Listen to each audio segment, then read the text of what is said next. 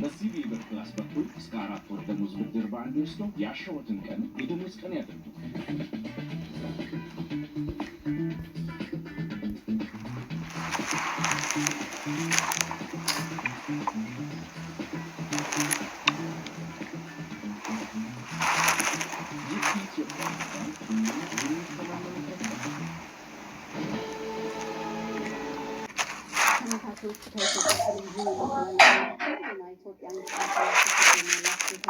Sasa ni buni bai data wifi yangu haifanyi.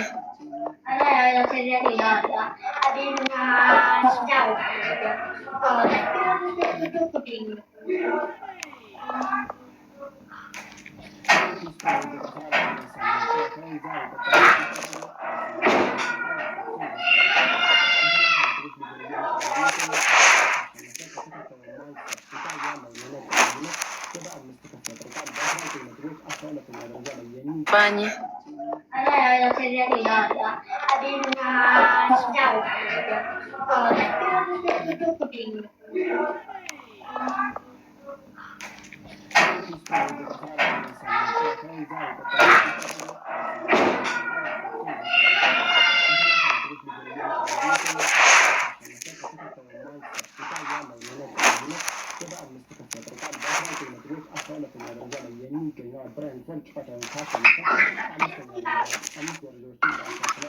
በአርሰናል በኩል ገብርኤል ኢየሱስና ከቫስ በጉዳት ጨዋታ ውጭ ሲሆኑ ዊሊያም ሳሊባና ሊሳንድሮ ትሮሳርድ በጨዋታው የመሰለፋቸው ጉዳይ አጠራጣሪ ሆኗል። ጨዋታው ምሽት 4 ሰዓት ተኩል ሲል ይጀምራል። በልዩ ሌላ ተጠባቂ ጨዋታ ምሽት 5 ሰዓት ከ15 ላይ ሊድስ ዩናይትድ በሜዳ ቼልሲን ያስተናግዳል። በተመሳሳይ አንፊልድ ሮድ ላይ ሊቨርፑል ከሰንደርላንድ ይጫወታል። ከተከታታይ 3 ጨዋታዎች ሽንፈት በኋላ በአሸናፊነት የተመለሰው ሊቨርፑል የምሽቱን ጨዋታ የሚያሸንፍ ከሆነ ደረጃውን ከፍ ያደርጋል።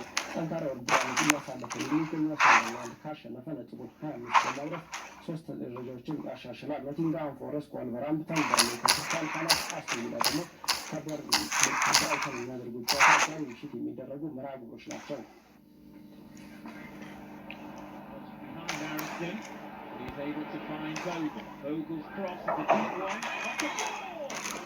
ቦሩሲያ ዶርትመንድ ከጀርመን ዲኤፍቢ ፖካል ዋንጫ ውጭ ነው። በጀርመን ዲኤፍቢ ፖካል ዋንጫ ሩብ ፍጻሜ ለመቀላቀል በተደረገ መርሃ ግብር በሜዳ ባየር ሊቨርኩሰንን ያስተናገደው ቦሩሲያ ዶርትመንድ 1-0 ተሸንፎ ከውድድሩ ተሰናብቷል። በጨዋታው ኢብራሂሞቪች ብቸኛዋን የባየር ሊቨርኩሰን ግብ ከመረብ አገናኝቷል። በሌላው የምሽቱ ጨዋታ አርቢ ላይፕዚግ ማርሴይን ሲረታ፣ እንደዚሁም ሴንት ፖል ደግሞ በቦሩሲያ ሞንቼንግላድባህ 2-1 ተሸንፏል። የጀርመን ዲኤፍቢ ፖካል ዋንጫ ለማለፍ መርሃ ግብሮች ዛሬ ሲቀጥሉ ምሽት 2 ሰዓት ላይ ስቱትጋርት ከቦሃም ሲጫወት ምሽት 4 ሰዓት ከ45 ላይ ደግሞ ባየር ሙኒክ ከኡኒዮን በርሊን ጋር ይገናኛል።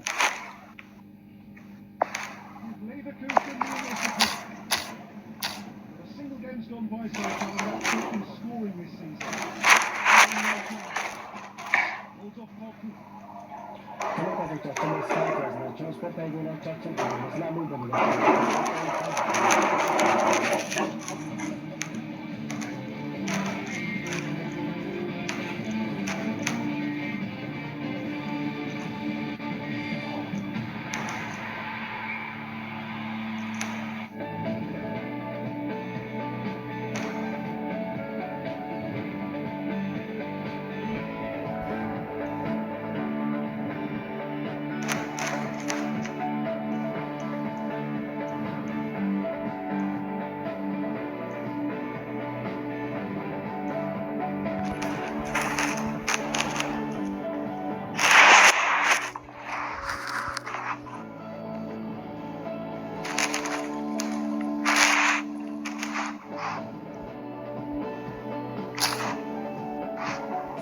ተመልካቾች እንዴት ናችሁ? ከፋና ሚዲያ ኮርፖሬሽን ዘወትር በዚህ ሰዓት ወደ እናንተ የሚደርሰው ፋና ጤና መሰናዷችን ጀምሯል። ተሳትፎልኝ ከመላው የቀጥታ ስርጭት ባለሙያዎች ጋር እስከ መጨረሻው ድረስ ከእናንተ ጋር ቆይታ አደርጋለሁ።